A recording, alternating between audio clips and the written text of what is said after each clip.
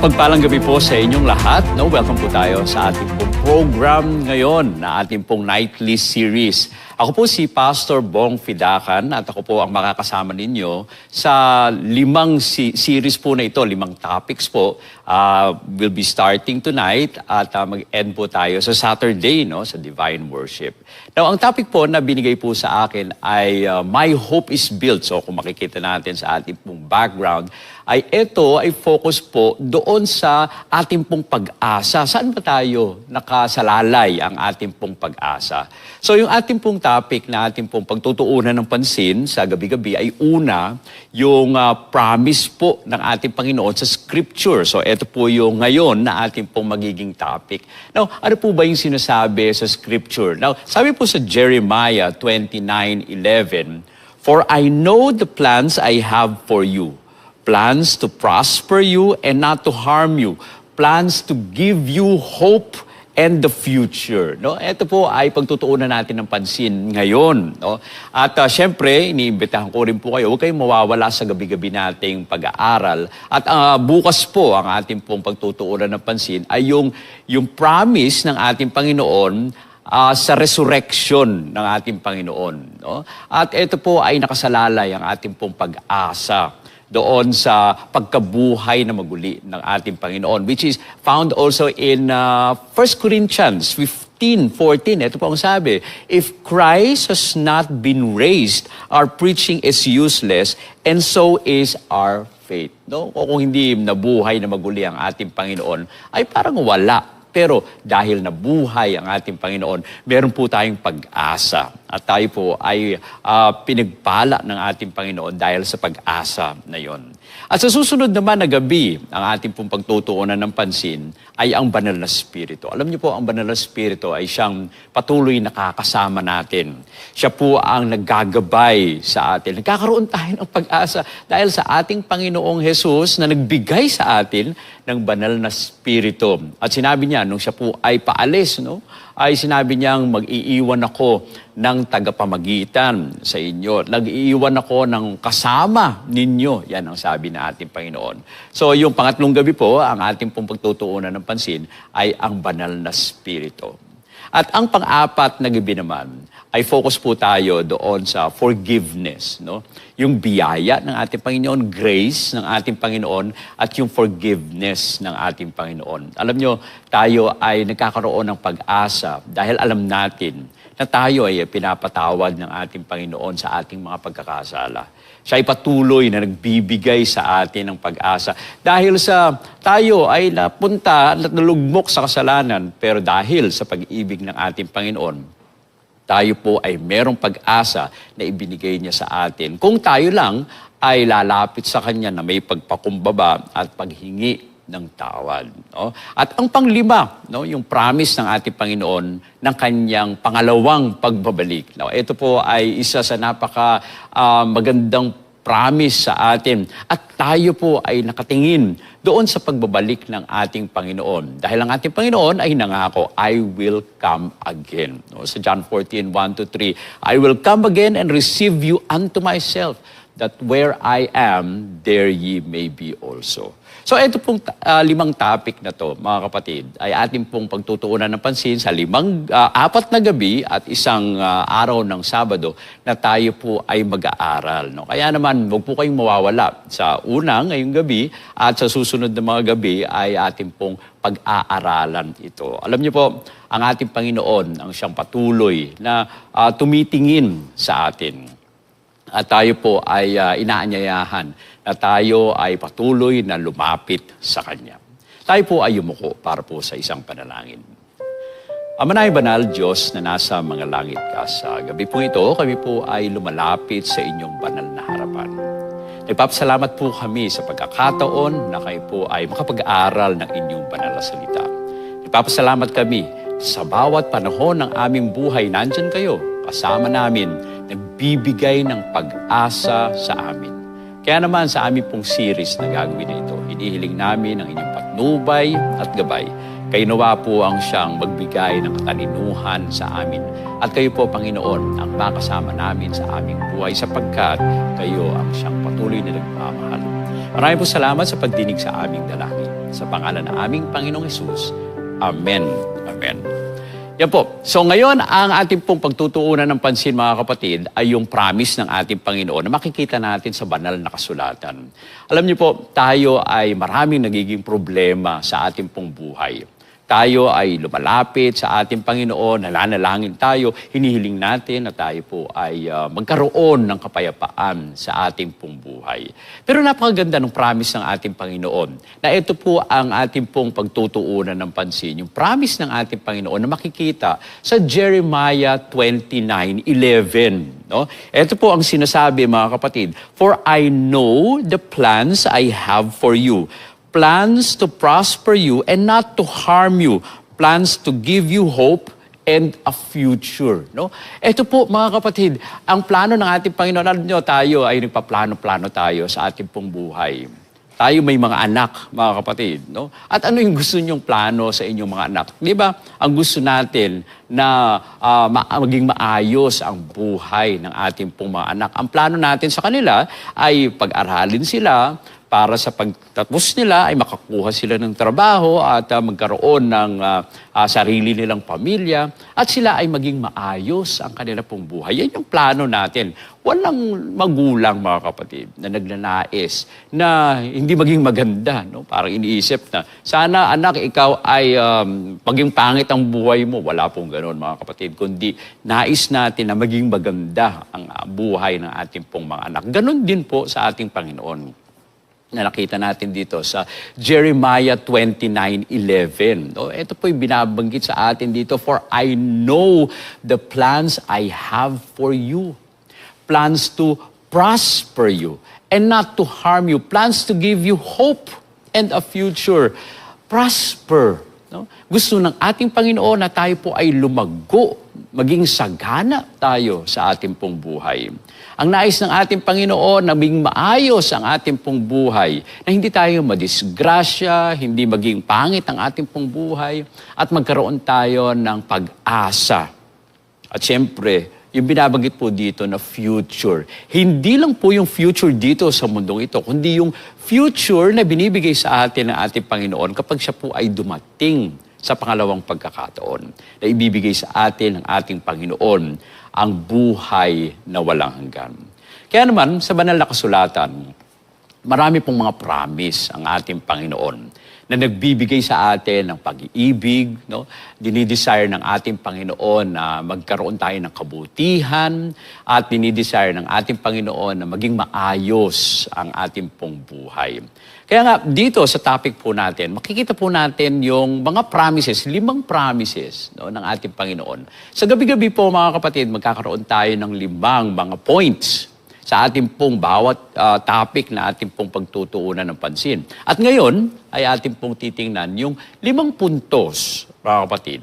Dito sa promise ng ating Panginoon, plans ng ating Panginoon na bibigyan tayo ng magandang future. No? Plans na maging prosperous tayo. Plans na hindi tayo makakaranas ng pangit sa ating pong buhay. Bagkus, tayo po ay sasamahan ng ating Panginoon. Bakit po? Alam nyo, kapag masaya ang inyong pamilya, kapag meron kayong sinasandigan, kahit ano man ang nangyari sa paligid po natin, ano ang nangyayari? We have peace. No? Hindi po sinasabi dito na hindi tayo makakaranas ng mga pagsubok sa buhay, hindi tayo makakaranas ng pasakit. Pero alam niyo po, napakaganda kapag tayo ay may kasama na matatag, na tayo po ay nagiging masaya, tayo po ay nagkakaroon ng kapayapaan. Ganun din sa ating pong buhay, mga kapatid. Ang promise ng ating Panginoon na tayo po ay sasamahan at gagabayan. Now, yung first point na ibibigay po natin ngayon na ating pong pagtutuunan ng pansin, yung promise ng ating Panginoon ng kanyang presensya. No? Promise ng presensya ng ating Panginoon. Sa Hebrews 13:5, ito po ang binabanggit, mga kapatid, "I will never leave you nor forsake you." No? Sa isang version po, ito, "Never will I leave you, never will I forsake you." Hebrews 13:5. No, napakaganda po, mga kapatid. Never. Walang pagkakataon, mga kapatid, na tayo ay iiwanan ng ating Panginoon. Nung sinabi niyang never, tayo po ay sasamahan palagi ng ating Panginoon. Kaya nga, tayo ay patuloy na umasa sa Kanya. Now, isa pong theologian, ang pangalan po ay A.W. Tozer. No?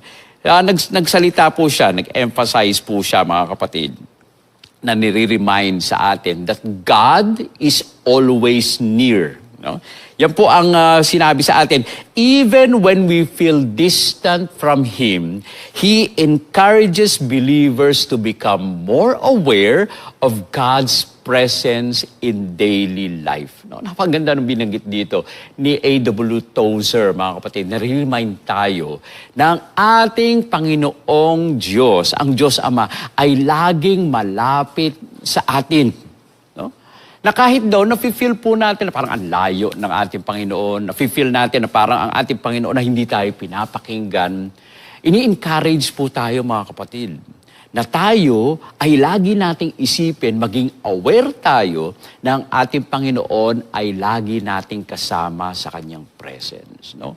Ito po ay isa sa mga encouragement na binigay ni A.W. Tozer, isa pong theologian na writer. At pinabanggit po sa atin na ang ating Panginoon, meron siyang karakteristik ng omnipresence. No? Lagi siyang nandyan, lagi siyang kasama natin. Nire-remind tayo ng ating Panginoon. Now, sinabi naman itong si Dietrich Bonhoeffer, no? Ito sa kanya pong libro na Life Together. Binabanggit ni Bonhoeffer na itong mga salita, no? God's presence among believers, binabanggit dito na sa buhay daw po natin, even sa suffering daw po natin, we are assured of His companionship. No? At ito po ay isa sa dapat nating panghawakan na kahit daw pala tayo mga kapatid, ay nakakaranas ng pasakit sa ating pong buhay, ay we can be assured na ang ating Panginoon ay kasama natin.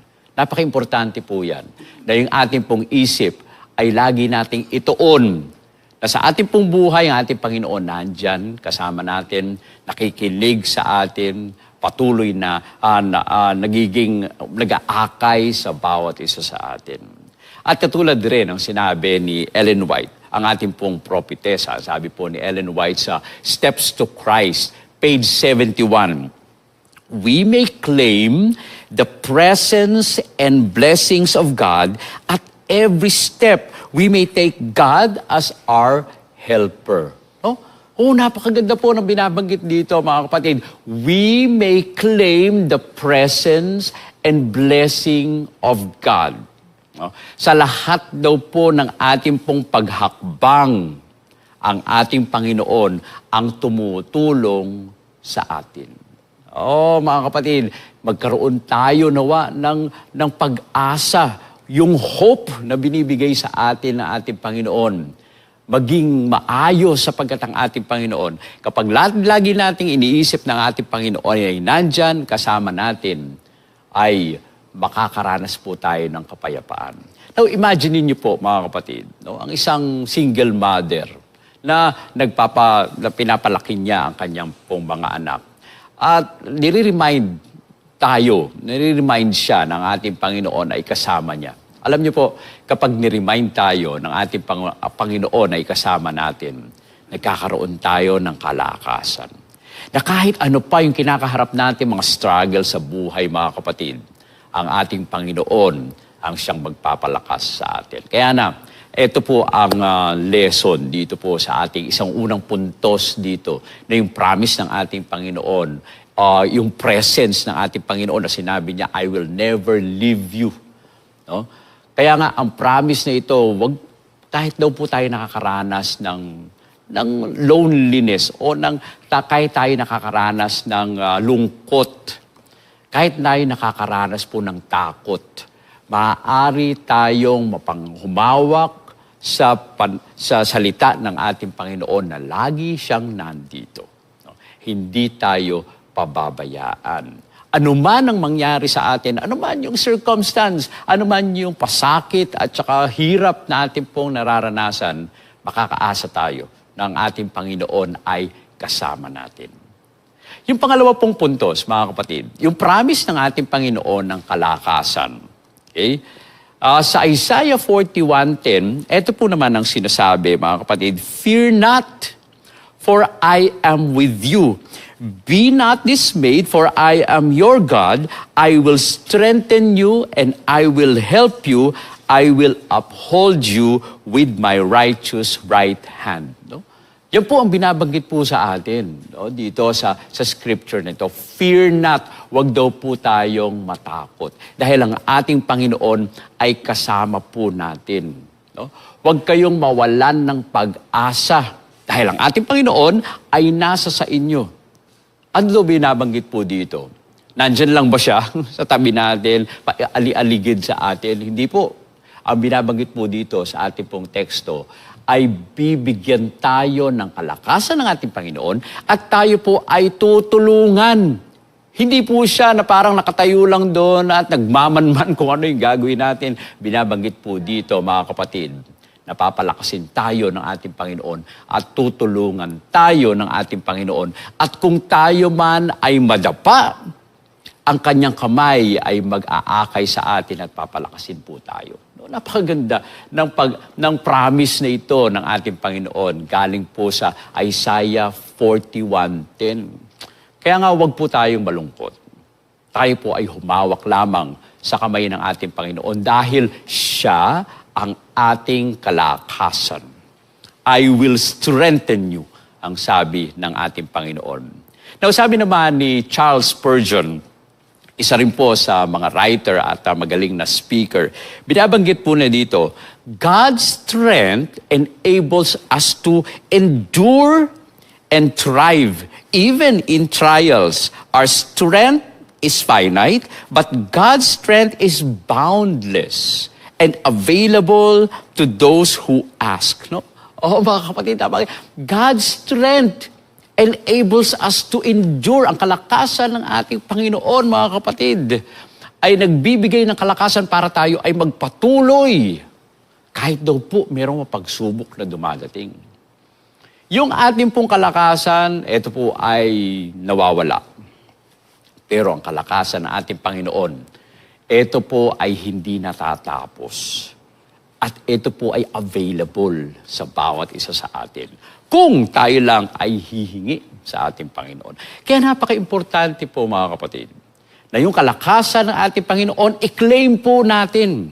Huwag po natin sabihin na tayo ay malakas, kundi tayo ay umasa sa kalakasan ng ating Panginoon na binibigay sa atin. No? Yan po ang isa sa mga inspiration na binigay sa sulat ni Charles Spurgeon. At isa pa po, mga kapatid, isa pa rin sa mga writers, si John Calvin. No? Ito po ay matagal ng writer at matagal na church leader po, mga kapatid. Ang sabi niya ni John Calvin, God's strength is revealed in our weakness.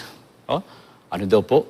Ang kalakasan ng ating Panginoon ay nakikita sa ating pong kahinaan, allowing us to depend on Him more fully and witness His power in our lives.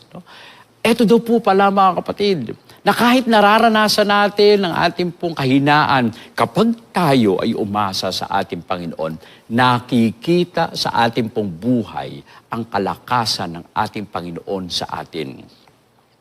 Kaya nga po, no, huwag tayong mawalan ng pag-asa. Bagkus tayo po ay tumingin lamang sa ating Panginoon. Yan ang ano ni John Calvin sa atin. Sinasabi sa atin na huwag po kayong mawalan ng pag-asa pag mahina kayo. Dahil kapag tayo ay tumawag sa ating Panginoon, mga kapatid, tayo po ay nagiging malakas. Hindi dahil sa sarili nating kalakasan, kundi tayo ay kumukuha ng kalakasan mula sa ating Panginoon. Now, sabi naman ni Ellen White tungkol po dito sa strength, na makikita po natin sa Prophets and Kings, page 176. Ito pong sabi, in every emergency, we are to feel that the battle is His. His resources are limitless. No? Oo, sa lahat daw po nating kinakaharap na problema, mga kapatid, huwag nating isipin na makikibaka tayo ng sarili lang natin. Kundi tayo ay nakikibaka kasama ng ating Panginoon. Kulang ang ating pong sandata, pero ang sandata ng ating Panginoon ay marami at hindi po ito nauubos. No? Minsan, iniisip natin yung mga bata pag naglalaro sila ng mga video games. No? Uy, wala na akong bala. At sila po ay natatalo pag wala ng bala. Pero ito po ay iba sa buhay natin pa ito, mga kapatid. Na yung battle natin, inisip natin na tayo ay matatapos na. Pero kapag tayo ay lumapit sa ating Panginoon, yung kanyang resources ay hindi nauubos. Kaya napaka-importante po, mga kapatid, na kapag tayo ay nakakaranas sa buhay ng pasakit, o kahit hindi tayo nakakaranas ng pasakit, lagi tayong umasa na ang ating Panginoon ay magbibigay ng kalakasan sa bawat isa sa atin. Isipin niyo po ang isang estudyante na nag-struggle siya doon sa kanyang pag-aaral at marami pang mga pressure doon sa kanyang pamilya. No? Minsan inisip natin na very inadequate tayo. Pero ang ating Panginoon ay nag-promise na tayo po ay bibigyan ng kalakasan. Isusustain tayo ng ating Panginoon. Iga-guide tayo ng ating Panginoon. At tayo po ay makakapagpatuloy sa ating pong buhay sapagkat binibigyan tayo ng ating Panginoon ng kalakasan. Oh, God's strength is made perfect in our weakness. Yan po ang sabi. When we feel weak, it is an opportunity to rely on God and see His power working through us. Kaya nga po, etong pangalawang promise ng ating Panginoon, promise na He will give us strength. Panghawakan po natin to, mga kapatid. At ang ating Panginoon ang magbibigay ng kalakasan sa bawat isa sa atin. Now, pangatlo po, mga kapatid, promise of provision. No? Sa Philippians 4:19, ito po ang binabanggit. And God will meet all your needs according to the riches of His glory in Christ Jesus. No? God will supply all your needs. Sa ibang translation, mga kapatid. Napaka-importante na sa ating pong buhay ay meron tayong pag-asa. Yung hope natin, let us build sa Panginoon na siya ang mag-provide ng lahat ng ating pong mga pangangailangan. Napaka-importante, lagi nating iniisip yung nakalagay po sa Philippians 4:19. Okay? At kapag kayo ay nagkukulang, mga kapatid, i-memorize niyo ito.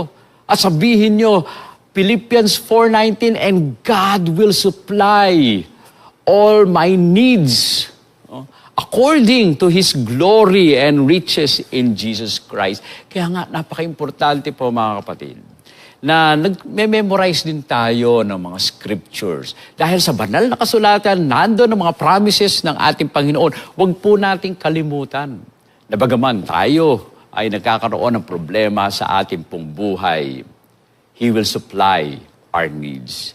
At tayo po ay susustinahan ng ating Panginoon.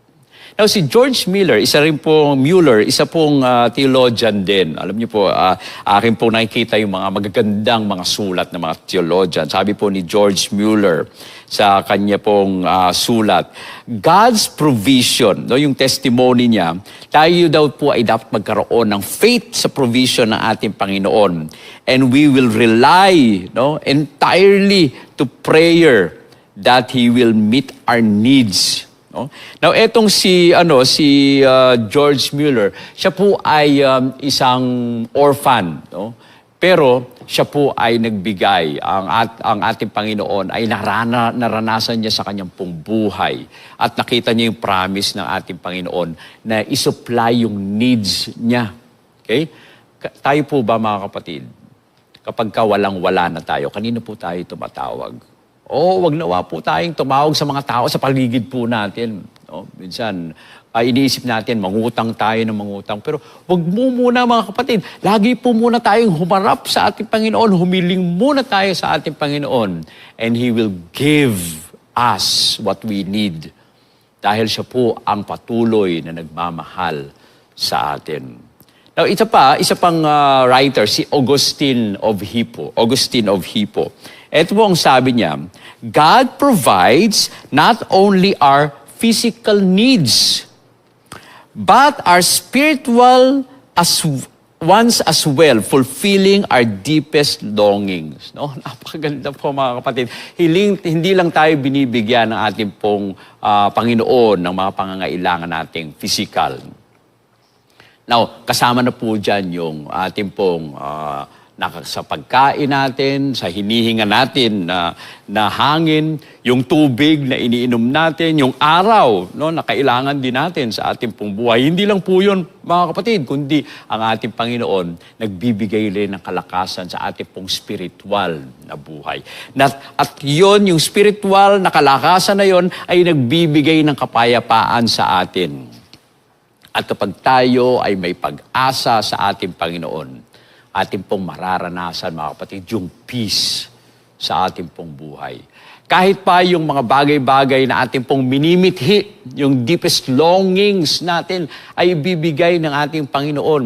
Alam nyo, kapag yung isip natin at yung isip ng ating Panginoon ay magkapareho, no? May time na hindi na tayo mahihingi, kundi ibibigay na sa atin ng ating Panginoon. Isang kwento po doon sa Old Testament, nangyari po kay Elisha, mga kapatid. Paggising ng kanyang servant, ay nakita nila yung mga sundalo na nandun. Si Elisha, bumangon din, mga kapatid. No? At tumingin din siya doon sa nakikita ng mga sundalo, nung kanyang servant. Dahil doon sa bahay nila, pinalibutan ng kaaway yung kanyang bahay. At nung gumising nga yung servant, nakita niya yung mga kaaway. Pero nung si Elisha po ay dumungaw, nakita niya yung mga kaaway. Pero higit pa doon, nakita rin niya ang mga sundalo ng Diyos. Chariots of fire po nga ang sabi po doon sa kwento na mababasa natin tungkol kay Elisha. No, kailan dumating yung sundalo, hindi natin alam kung kailan. Pero ang binabanggit po dito, mga kapatid, na He will provide for our needs. No? Ang ating Panginoon na magbibigay sa atin ng pangangailangan natin. Kahit hindi pa tayo humihiling, mga kapatid. Dahil alam ng ating Panginoon ang ating pong mga pangangailangan. Sa Ministry of Healing, nasulat po ni Ellen White, page 482. Ito po ang sabi, He holds the stars in place, can supply your needs. He who holds the stars in place. No, yung Diyos na humahawak doon sa nakikita nating mga stars diyan sa kalawakan, mga kapatid. Kung etong mga stars po na ito, mga bituin na ito, ay nakikita nyo gabi-gabi at doon pumupunta sa tamang pwesto, kung nahahawakan niya ng ating Panginoon, tayo rin po, mga kapatid.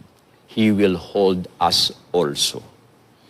At tayo ay makakatayong payapa dahil ang ating Panginoon ang magbibigay ng kalakasan sa atin. Now, kahit po ang family po natin, even we are facing financial hardship. No, iniisip po siguro natin, paano tayo ngayon mabubuhay? Oh, mga kapatid, ang panawagan sa atin ay tayo magtiwala sa ating Panginoon. Tayo po ay umasa sa mga ibibigay sa atin ng ating Panginoon if we will only faithfully seek His help and His wisdom. God will give this to us. Kaya napaka-importante po, mga kapatid, panghawakan po natin yung pangako ng ating Panginoon sa bawat isa sa atin, na ang pangako na ito, mga kapatid, ay ibibigay ng ating Panginoon ng ating pong mga pangangailangan. Na kung hindi nyo pa siya kilala, maaari kayong tumawag sa ating Panginoon. Manalangin sa ating Panginoon. At ang ating Panginoon, hindi tayo iiwanan. Nais ng ating Panginoon magkaroon ng relationship sa bawat isa sa atin. Kaya nga, kung naririnig ninyo ang mga salita nito, nag-iimbita ang ating Panginoon na magkaroon kayo ng magandang relasyon sa Kanya. Kung hindi pa kayo nakakatawag sa ating Panginoon, ngayon ang panahon na tayo po ay manalangin at tayo po ay humingi ng tulong sa ating Panginoon. Kaya dito sa promise of provision, ito ang lesson po natin mga kapatid. Ang provision ng ating Panginoon ay sagana. Maaari tayong magtiwala sa Kanya. Ibibigay niya lahat ng ating pong mga pangangailangan. Ito man ay nakikita o hindi nakikita, ibibigay sa atin ito ng ating Panginoon. Dahil ang promise ng ating Panginoon, I will supply all your needs. Tutustusan ng ating Panginoon ang lahat ng inyong pangangailangan. Mga kapatid, umasa tayo sa ating Panginoon. Tumawag tayo sa ating Panginoon. At matatanggap po natin ang pangako ng ating Panginoon na yung mga needs natin, He will supply everything. Yung pang-apat po na promise ng ating Panginoon dito sa ating pong topic ngayong gabi is promise of peace. Okay? Sa John 14:27, ito po ang sabi, peace I live with you. My peace I give you. Do not let your hearts be troubled and do not be afraid. Mga kapatid, wag daw po tayong matakot. Ano po ang kinakatakutan natin? Ang isa sa mga sagot dyan sa ganyang katanungan ay yung natatakot tayong mamatay. Natatakot tayong mahiwalay sa ating pong mga mahal sa buhay. Dahil iniisip natin, kapag tayo ay nahiwalay sa ating pong mga mahal sa buhay, matatapos na yung kaligayahan natin. No? Pero alam niyo po mga kapatid, ang binabanggit sa atin na promise ng ating Panginoon, I will give you peace. Kapag ang peace natin, ang kapayapaan po natin ay nakasalalay doon sa relationship natin sa ating Panginoon, hindi po mawawala yan mga kapatid. Dahil ang Panginoon ay hinding-hindi mawawala sa atin. Yung isang promise niya, I will never leave you nor forsake you. No? So yung peace na ating pong hinahanap, kapag ito po ay nakita natin sa ating Panginoon, yung kapayapaan na yun ay hindi mawawala. Dahil ang ating Panginoon ay hindi mawawala sa atin. Pero kapag yung peace na yun, mga kapatid, ay ang pinagbasihan natin ay yung mga tao sa paligid natin. Yung peace na yon, yung kapayapaan natin ay binase natin sa ating pong mga ari-arian. Yung peace na yon ay binase natin sa security sa ating pong paligid. Meron tayong mga kinuhang mga security guards at dun tayo nakasalalay ang peace. Mga kapatid, mawawala yung peace na yan. Kaya napaka-importante. Yung promise ng ating Panginoon, do not let your hearts be troubled and do not be afraid. Kapag ang ating Panginoon ay ang peace natin, ang Panginoon ang ating pong peace, hindi po dapat tayo natatakot sapagkat tayo ay umaasa sa Kanya. Ito ay isa sa importanteng pagtuunan natin ng pansin. Now, isa po sa mga theologian din at sumulat, si Henry Nouwen. No? Ito ang sabi ni Henry Nouwen, true peace comes from grounded in God. Comes from being grounded in God, not in circumstances. This peace is the fruit of a relationship with Christ. Ano daw po mga kapatid? Yung kapayapaan daw po natin na hinahanap ay makukuha natin dahil meron tayong relasyon sa ating Panginoong Jesus. Katulad ng nabanggit natin kanina, mga kapatid, huwag nating ibase yung kapayapaan natin doon sa mga tao sa paligid po natin. Pagkos tayo ay magbase ng ating pong kapayapaan sa ating pong relasyon sa ating pong Panginoong Jesus. Dahil walang ibang tao o walang ibang circumstances o walang ibang mga bagay dito sa mundo, mga kapangyarihan dito, ang makapagbibigay sa atin ng kapayapaan. Makikita lang po natin, mahahanap lang po natin ito kung meron tayong relationship sa ating Panginoon. Now, kung maalala natin, ang ating Panginoon ay pumunta dito sa mundo. Siya po ay nabayubay sa cross ng Kalbaryo. para po tayo ay tubusin sa ating pong mga pagkakasala. At siya po ay nag-iimbita sa atin na tayo ay lumapit sa Kanya at tayo ay magkaroon ng relationship sa ating Panginoon. Oh, sabi doon sa John 3:16, "For God so loved the world," sa ulado po natin to, "For God so loved the world that He gave His only begotten Son, that whosoever believes in Him should not perish, but have everlasting life." No? Na kung meron kayong time, isulat niyo po yun, mga kapatid, John 3:16. No? Pag tayo ay magtiwala sa ating Panginoon, maniwala sa ating Panginoon, tayo po ay maliligtas. Kaya nga napaganda ng binanggit po dito ni Henry Nouwen. Dito po sa message na ito. Huwag po daw tayong umasa doon sa circumstances sa paligid po natin. Tayo lang po ay umasa sa relationship natin sa ating Panginoon.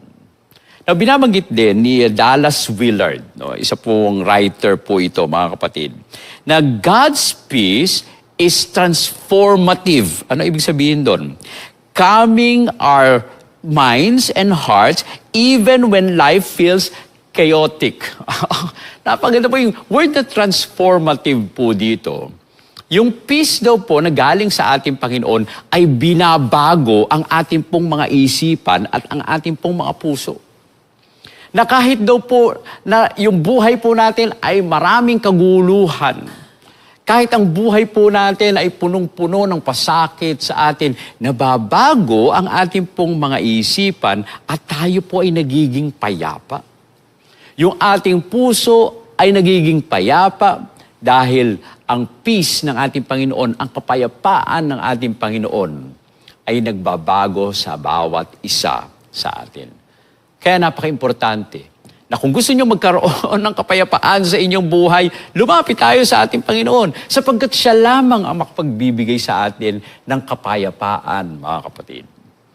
Ayon pa sa sulat ni Ellen White sa Thoughts from the Mounts of Blessing, page 27. Ito po ang sabi, "The peace of Christ is constant and abiding peace, and it does not depend on any circumstances." No?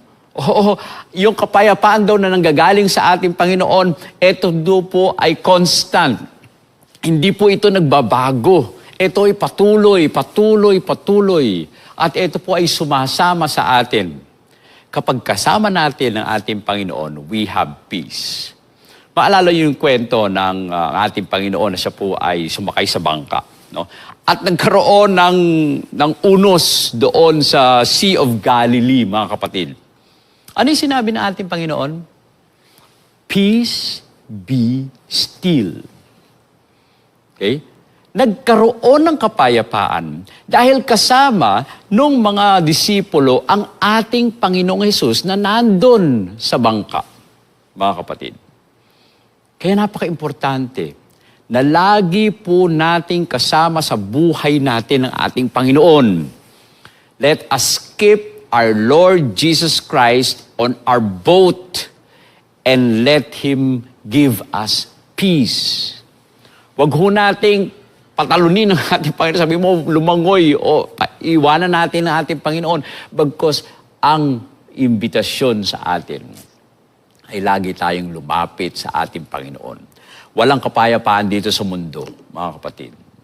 At ang kapayapaan ay galing lamang sa ating Panginoon. Isipin nyo yung isang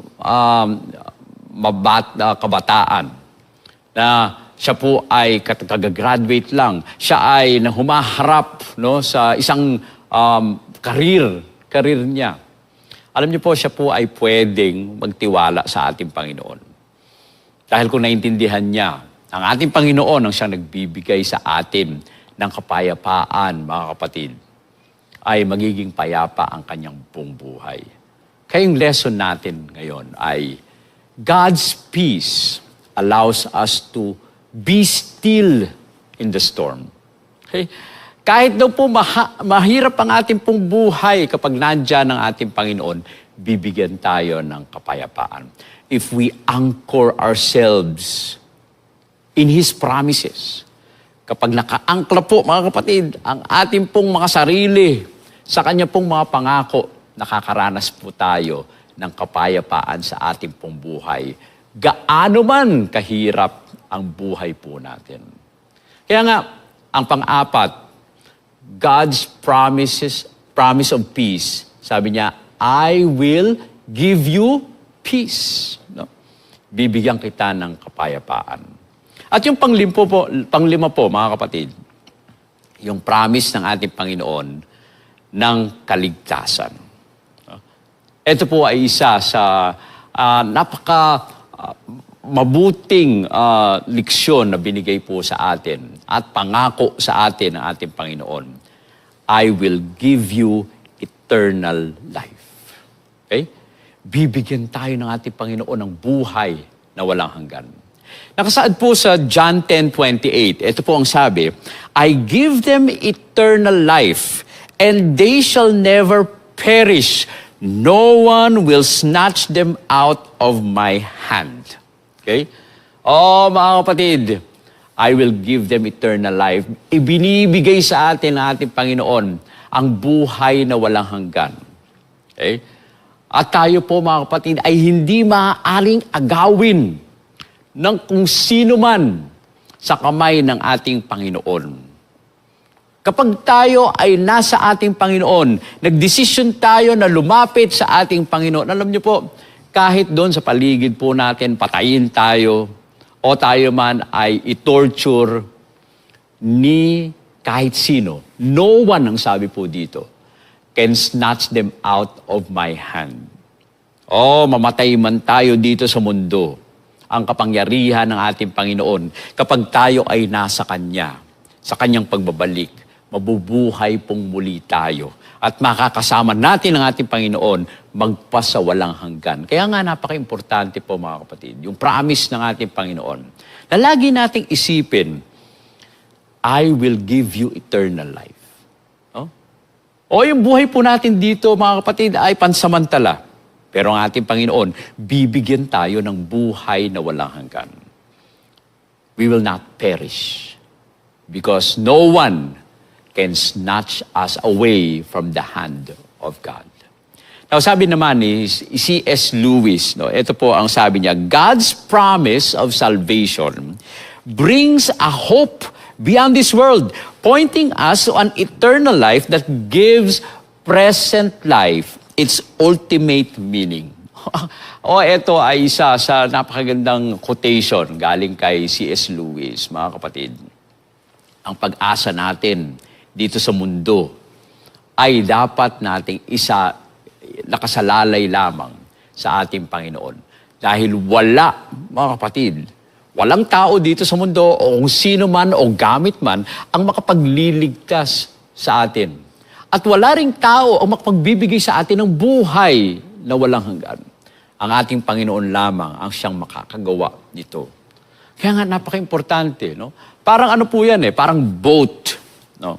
Etong isa, boat na papunta sa buhay na walang hanggan. Eto, boat na ito ay papunta sa hindi ko alam kung saan pupunta. Saan kayo sasakay? Siyempre, magdidesisyon kayo. Na dito kayo sasakay. No? Nakasama ang ating Panginoon. Dahil kapag kasama natin siya, meron tayong kapayapaan. Meron tayong kalakasan, mga kapatid. At lalong-lalo na, meron tayong kaligtasan galing sa ating Panginoon. Now, sabi po ni Martin Luther, isa po sa tanyag na writer, at siya po ay nagbigay nung Righteousness by Faith na libro at saka yung 95 Theses. Ito po ang sabi niya, okay? Assurance of salvation we believe in the assurance of salvation through Jesus Christ, stressing that eternal life is a gift, not earned, but received by grace. No? Ang ating Panginoon, ang kaligtasan ng ating Panginoon ay binibigay lang sa atin, mga kapatid. Na kapag kayo ay nirigaluhan, anong ginagawa po ninyo? Ang ginagawa po natin, we receive it. So, tinatanggap lang po natin, binabayaran ba natin? Hindi po kasi gift. Gift yun. Ganun din ang kaligtasan. Ito po ay binibigay sa atin ng ating Panginoon. At tayo naman ay magre-receive ng kaligtasan na ito. Sinabi ni Ellen White sa Desire of Ages, page 660, Okay? The cross of Calvary assures us of eternal life and opens for us door of heaven. Okay? Ang kaligtasan na binigay sa atin ng ating Panginoon nung nabayubay siya sa cross, mga kapatid, ay nagbibigay sa atin ng buhay na walang hanggan. Binubuksan ng mga pintuan ng langit upang tayo po ay makapasok. Kapag kasama natin ang ating Panginoon, makakapasok po tayo. Pero kapag hindi natin kasama ang ating Panginoon, hindi tayo makakapasok. Bakit? Ang ating Panginoong Hesus ang susi na nagbubukas ng pintuan ng langit. Kapag wala po kayong susi, mga kapatid, hindi kayo makakapasok doon sa pintuan ng langit. Kapag kasama natin ang ating Panginoon, siya lang magsasabing, open sesame, at tayo po ay makakapasok. Napaka-importante po, mga kapatid. The cross, ang sabi ni Ellen White, of the cross of Calvary assures us of eternal life and opens for us the door of heaven. Desire of Ages, page 660. Kaya nga napaka-importante po, mga kapatid. Sa buhay natin, alam natin na hindi natin kayang iligtas ang ating pong mga sarili. Sa buhay po natin, maraming pasakit dito. Magkakaroon lamang tayo ng kaligtasan kapag kasama ang ating Panginoon. Yung promise ng ating Panginoon ng salvation, nagpapaalala po sa atin na yung buhay natin dito ay hindi lang basta-basta natatapos dito. Kapag tayo ay nasa ating Panginoon, at hinahawakan ang ating pong mga kamay ng ating Panginoon na meron tayong pananampalataya sa ating Panginoong Yesus, magkakaroon tayo ng pag-asa na buhay na walang hanggan. Promise of salvation. Ang promise ng ating Panginoon, I will give you eternal life. Kaya nga itong mga pangako na ito, mga kapatid, na binibigay sa atin, yung mga promise ng ating Panginoon, na una, ano daw po yun? I will never leave you nor forsake you. Yung promise ng ating Panginoon, yung pangalawa, I will strengthen you. Yung promise ng ating Panginoon, I will supply all your needs. Yung promise ng ating Panginoon, I will give you peace. At yung panglima, I will give you eternal life. Mga kapatid, itong mga promises na ito, nagbibigay sa atin ng pag-asa. Our hope is built on God's promises that He will never leave us. He will strengthen us. He will supply all our needs. He will give us peace. And He will give us eternal life. Mga kapatid, ngayon, inaanyayahan tayo ng ating Panginoon na tayo po ay tumayo sa mga pangako na ito. Kahit kayo po ay nalulungkot, kahit kayo ay nanghihina, kahit kayo ay mga may financial stress o kayo may anxiety, hindi nyo alam kung ano ang mangyayari sa future, alalahanin po natin na totoo ang mga pangako ng ating Panginoon. At siya po ay tapat na gaganapin ang mga bagay na ito. Ngayon, mga kapatid, inaanyayahan ko kayo na kayo po ay magdesisyon.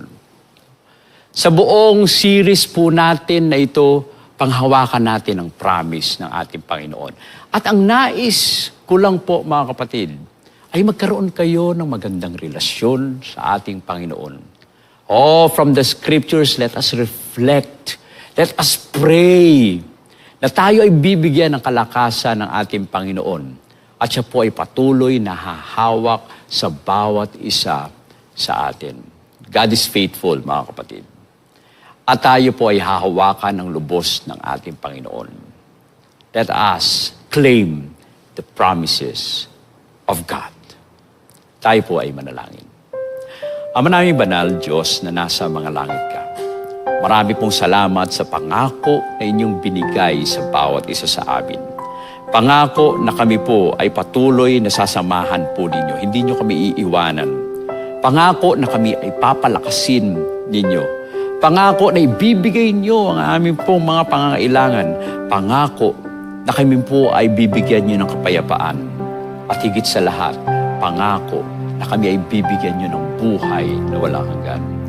Ngayon, Panginoon, binubuksan namin ang puso namin sa inyo. Tinatanggap kayo sa aming pong puso.